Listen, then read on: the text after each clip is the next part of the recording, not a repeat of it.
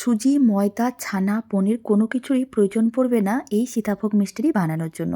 হাতে মাত্র ১০ মিনিট সময় নিয়েই বানিয়ে নিতে পারবেন। আর খেতেও ভীষণ ভালো হয়, ছোট থেকে বড় যে কেউ খুবই পছন্দ করবে। তো চলুন বানানো শুরু করা যাক। প্রথমে একটা কড়াই নিয়েছিলাম, কড়াইয়ের মধ্যে বেশ কিছুটা পরিমাণ জল দিয়ে দিতে হবে। এখন জলটা খুব ভালো করে গরম করে নিতে হবে।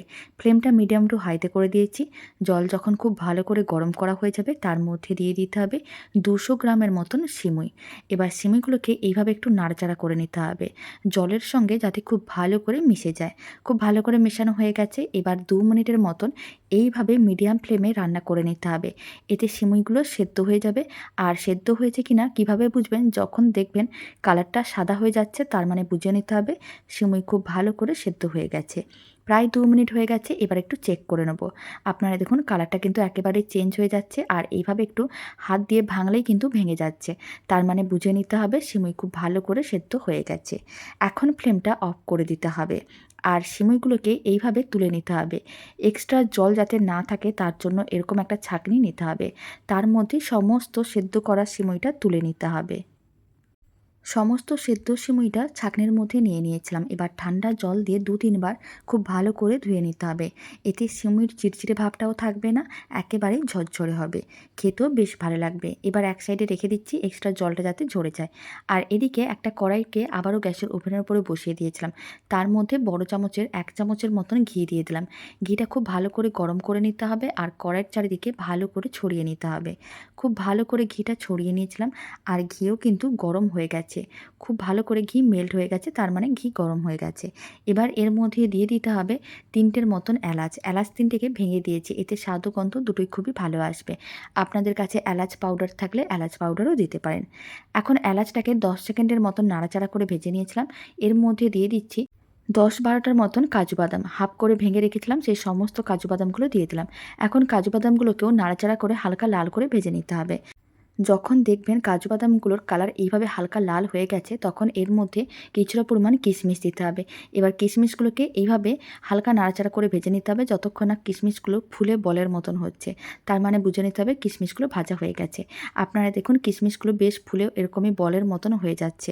কিশমিশগুলোকে এরকমই হালকা করে ভেজে নিতে হবে। এখন ফ্লেমটা লোতে করে দিতে হবে, আর সেদ্ধ করে রাখা সমস্ত সিমইটা দিয়ে দিতে হবে। আর খুব ভালো করে একসঙ্গে মিশিয়ে নিতে হবে। খুব ভালো করে মিশিয়ে নেওয়ার পরে 2 মিনিট নাড়াচাড়া করে নিতে হবে, যাতে সিমুইগুলো একটু ভাজা ভাজা হয়ে যায়।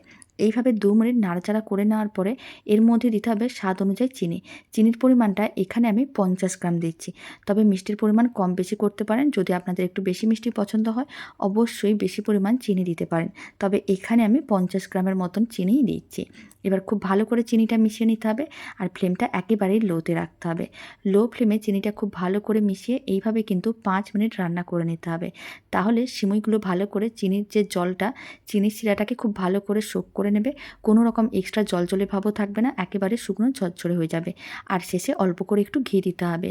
ঘির গন্ধে এই সীতাভোগ মিষ্টিটা আরও খেতে অনেক বেশি ভালো লাগবে। খুব ভালো করে মিশিয়ে নিচ্ছি, আর শেষে অল্প একটু ঘি দিলে কোনো রকম চিটচিটে ভাবও থাকে না, একেবারে ঝরঝরেভাবে রেডি হবে এই সীতাভোগ। বাড়িতে বানিয়ে দেখতে পারেন, হাতে মাত্র 10টা মিনিট সময় নিয়েই রেডি করে নিতে পারবেন। আর খেতেও কিন্তু ভীষণ ভালো হয়, ছোট বড় যে কেউ খুবই পছন্দ করবে। এখন আপনারা দেখুন মিশ্রণটা কিভাবে একটু নরম লাগছে আর চিটচিটে লাগছে। তবে এইভাবে ফ্লেমটা অফ করে কিছুক্ষণ রেখে দিতে হবে, 5 থেকে 10 মিনিটের মতন।